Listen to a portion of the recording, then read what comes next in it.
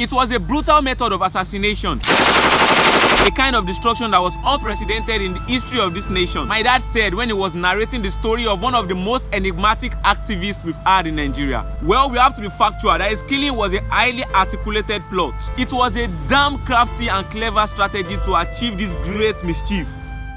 Dear students of knowledge, have you read or heard about the heroic Dele and his cruel excoriating murder? Don't tell me no. You must have heard someone was killed with a letter bomb. The person was not a criminal. His killers were. You should have known this.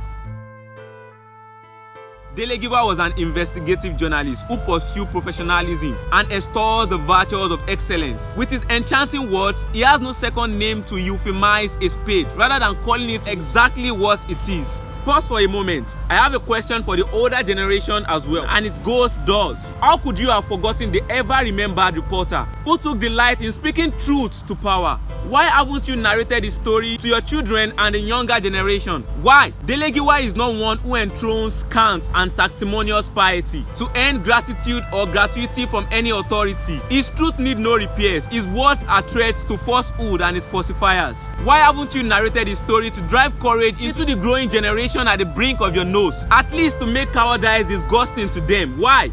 Not too long ago, on the 19th day of October 1986, just about 37 years past, Dele was having breakfast in his home with his family when a sealed parcel was received in his house. His gatekeeper brought it to him. He was said to be excited, saying, "This must be from Mr. President."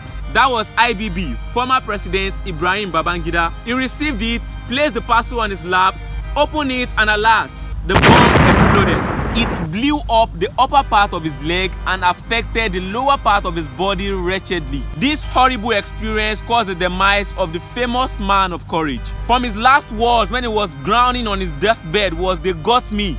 Ah, they got me. They got me. May our enemies not get us." Probably we might be able to guess why they got him, but the people who perpetrated this misfortune and got him are still unknown till today.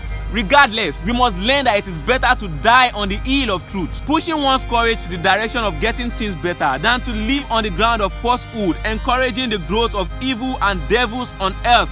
Is it not better when everyone who is living today will still get covered in the sand of time and history? The essence of this message is not to die for unnecessary or foolish things, but let's live to make good history and allow posterity to speak well of us.